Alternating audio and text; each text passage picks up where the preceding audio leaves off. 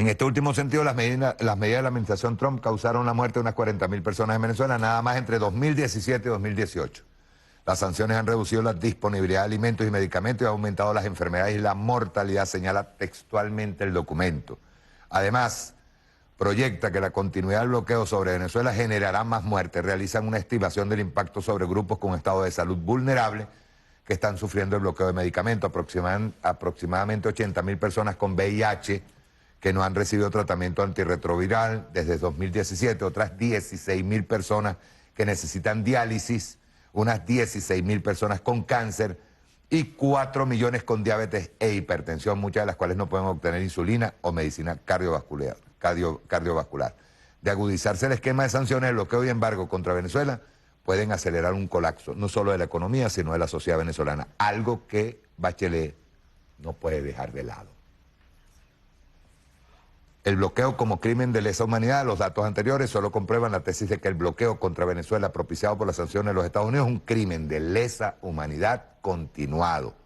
Las consecuencias están a la vista por más que Guaidó y la dirigencia opositora lo omitan. En tus manos, Pascualina. Sí. Bueno, varias cosas allí, ¿no? La primera que nosotros no hablamos, lo hemos dicho, de sanciones. Ellos hablan de sanciones. ¿Por qué? Porque se sanciona a quien cometió, digamos, luego de un juicio se decide que incumplió alguna norma. Ese no es el caso de Venezuela, a pesar de que nos han querido llevar al Consejo de Seguridad de Naciones Unidas justamente para abrir un juicio en contra de la República, ¿no? Nosotros no hablamos de sanciones, sino de bloqueo. Y el bloqueo es una agresión. Y como toda agresión, como parte de las definiciones de las guerras, la agresión es parte de las guerras. En este caso, de una guerra no convencional. Entonces nosotros hablamos de bloqueo y de agresión contra todo un pueblo. Y sí, efectivamente, el bloqueo financiero o el embargo comercial, pues tiene un efecto sobre toda la población civil, y esa es la definición de crimen de lesa humanidad que se establece en el Estatuto de Roma, que se dice allí que es un crimen de lesa humanidad todas las acciones que de manera sistemática y consciente afectan a toda una población civil. Y estas acciones son sistemáticas porque hay que recordar que estas acciones no comenzaron ahorita. Incluso allí, retomando el informe de la alta comisionada Michelle Bachelet, ella menciona que las sanciones, las mal llamadas sanciones, comenzaron este año. Esas agresiones y ese bloqueo no comenzó este año. Ese bloqueo comenzó en el año 2013, de manera sistemática. Lo oficializa Barack Obama en el 2015 con el decreto que somos una amenaza inusual y extraordinaria, y luego Trump, a partir del 2017, comienza a bloquear PDVSA, que es la principal industria. Entonces, bueno, Para un momentico ahí, Pascualina. ¿Obviaron el informe de Sayas? Sí. O sea, porque de Sayas ya habla de... Él era el relator especial de la ONU, y creo todavía sigue involucrado en temas de derechos humanos.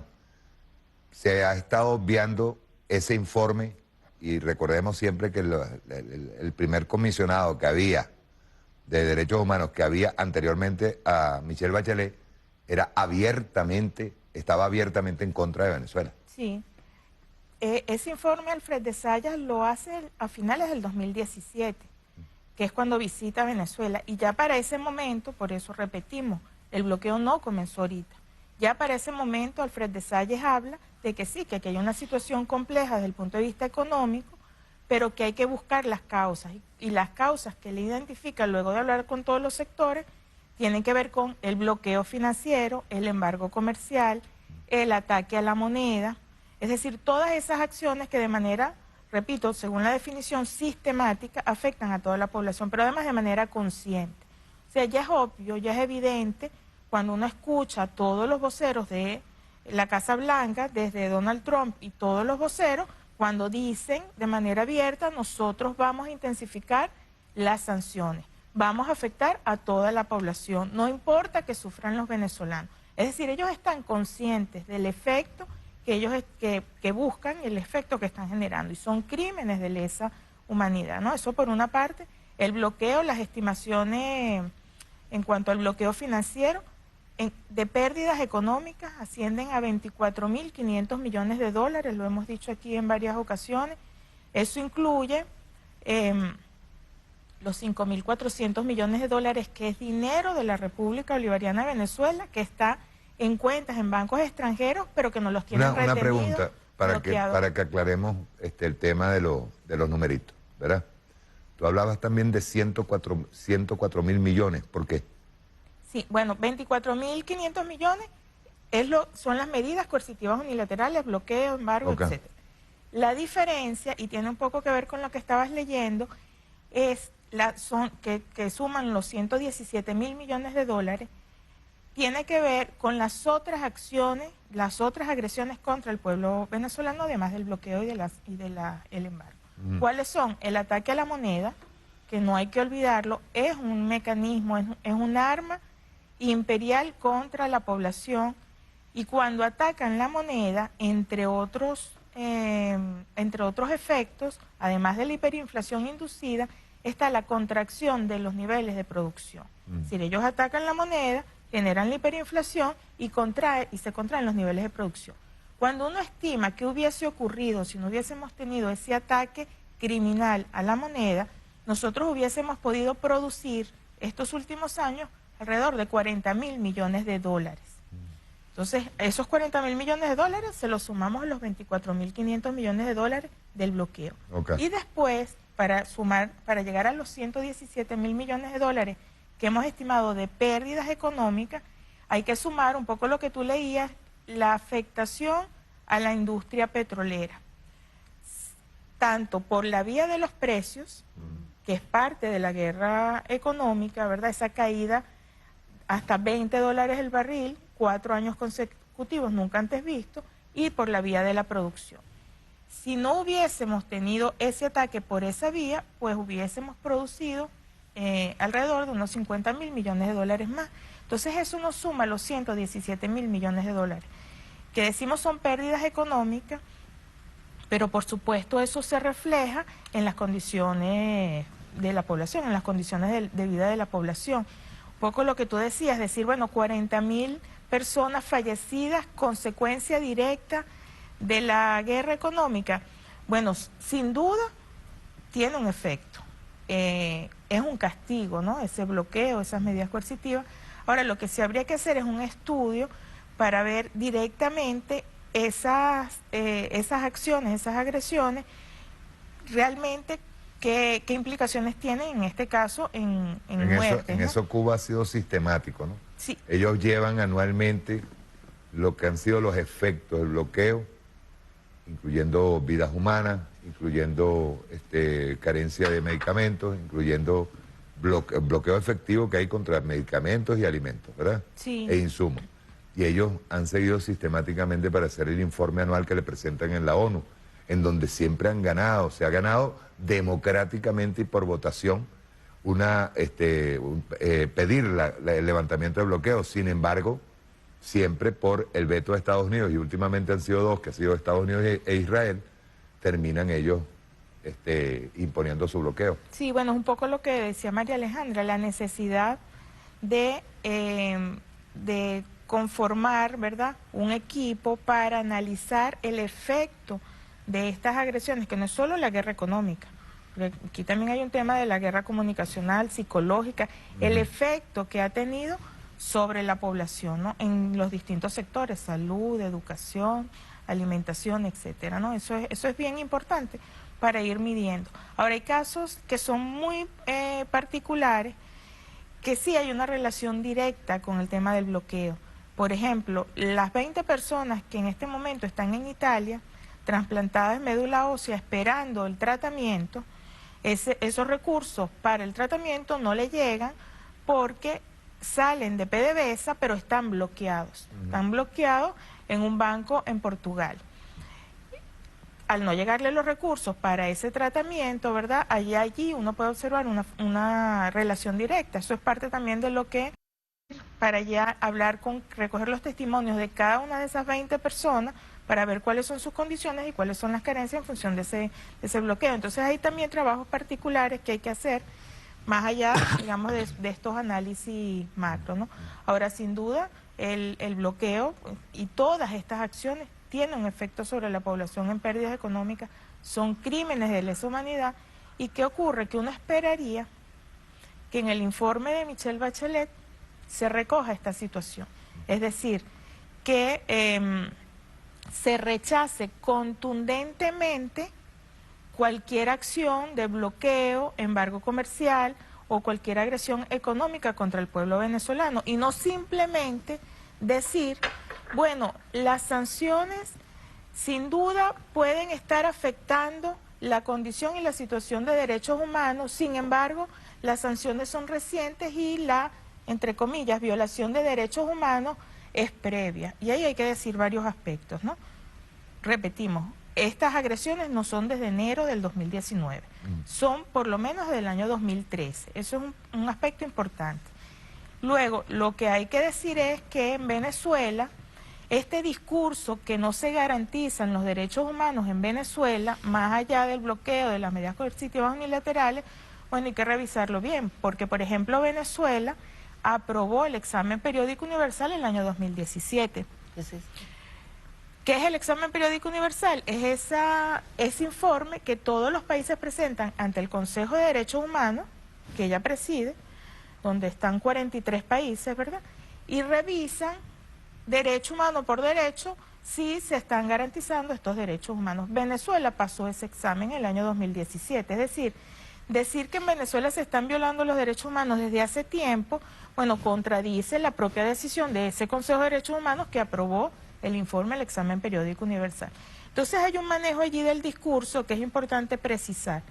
Nosotros pasamos ese examen, las mal llamadas sanciones del bloqueo tienen un efecto, pero además esas sanciones son desde el 2013 y a pesar de ese bloqueo, Venezuela, digamos, se han hecho todos los esfuerzos para garantizar los derechos humanos. ¿Qué esperaríamos también nosotros de ese informe que se va a leer el 5 de julio, además de rechazar contundentemente cualquier agresión, ataque a la moneda, que es un poco lo que dice Alfred de Saya, que como tú bien dices, no se recoge en ninguno de los informes, ni del anterior alto comisionado, ni ahorita, ¿no?, de la actual alta comisionada. Además de rechazar esas agresiones, también a rechazar, por ejemplo, contundentemente las amenazas de intervención militar, ¿verdad? Porque eso viola, y si no que lo digan aquí las abogadas, viola el derecho internacional. Sí.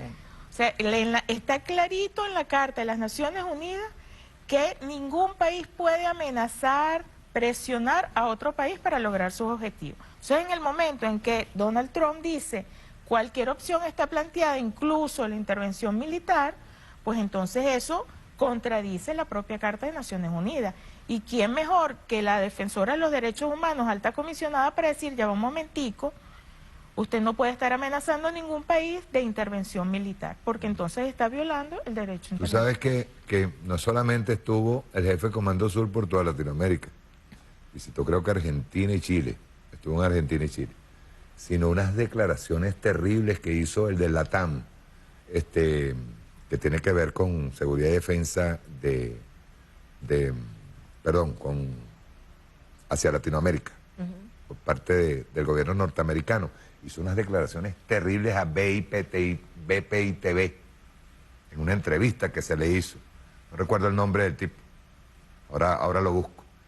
Él habla allí en territorio colombiano, pues está siendo entrevistado en territorio colombiano, y digámoslo, para los que dicen que aquí se viola la libertad de expresión, haciéndolo por redes sociales, BPI-TV, que es de Venezuela, y amenazando con la intervención militar.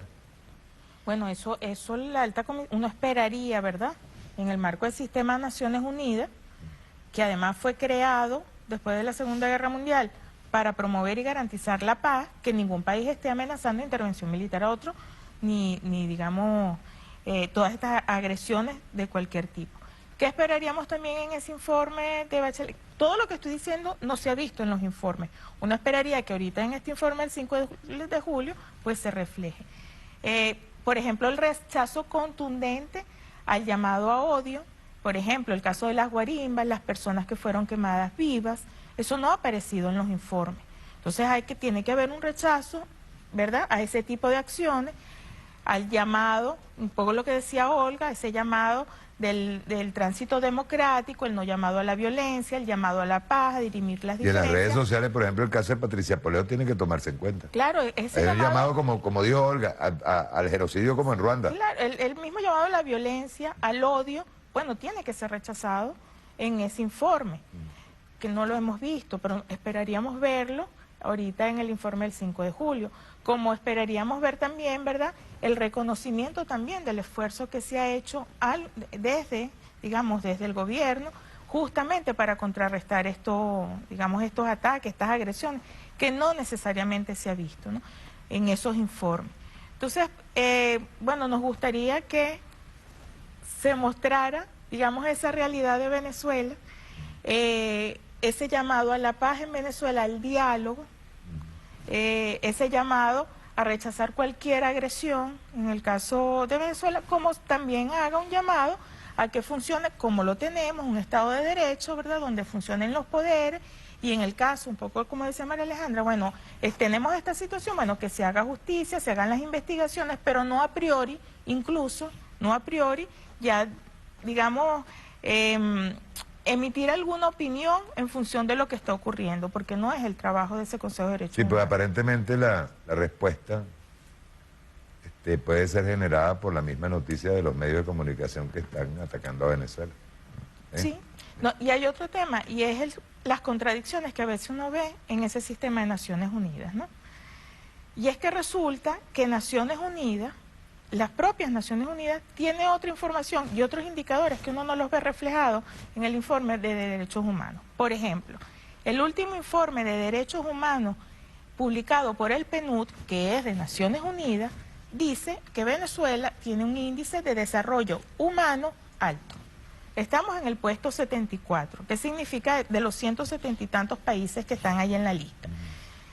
Solamente hemos variado un puesto con respecto al año anterior. ¿Qué se mide en el índice de desarrollo humano? Bueno, el acceso a la salud, el acceso a la educación, los niveles de ingreso per cápita, que es de alguna forma lo que hizo que bajáramos de puesto por toda esta situación económica. Bueno, pero es que si tenemos un índice de desarrollo alto por encima de Colombia, Brasil, Ecuador, Perú, ¿cómo es que tenemos un índice de desarrollo humano y por otro lado se dice que aquí se están violando los derechos humanos? Entonces, hay una contradicción Eso allí, es contradictorio, claro. porque es que es la misma Naciones Unidas, a través del PNUD, el que está publicando ese informe. Exacto. Como es la misma CEPAL, que es de Naciones Unidas, que dice que Venezuela mantiene todavía un índice de desigualdad, está de primero en la lista de los países menos desiguales. Entonces, uno dice, bueno, en un país donde se violan los derechos humanos, ¿cómo es que sí se garantiza los menores niveles de desigualdad, por ejemplo? Pero viene de la CEPAL. O, por ejemplo, un reciente informe en marzo de la Organización Panamericana de la Salud a propósito del plan de vacunación y de la dotación de medicamentos, donde la propia Organización Panamericana de la Salud y la Organización Mundial de la Salud, que son de Naciones Unidas, dicen que Venezuela ha garantizado la cobertura de más del 95% en vacunación para erradicar el sarampión. Y en medio de todas las difteria, dificultades, bloqueo financiero y todo. por eso, para erradicar difteria, sarampión, etcétera. Bueno, eso es el reconocimiento del esfuerzo que además no lo está diciendo el gobierno ni el ministro de Salud, lo está diciendo la OPS. Entonces, bueno, un poco de coherencia también esperamos de ese informe que va a mostrar Michelle Bachelet el viernes.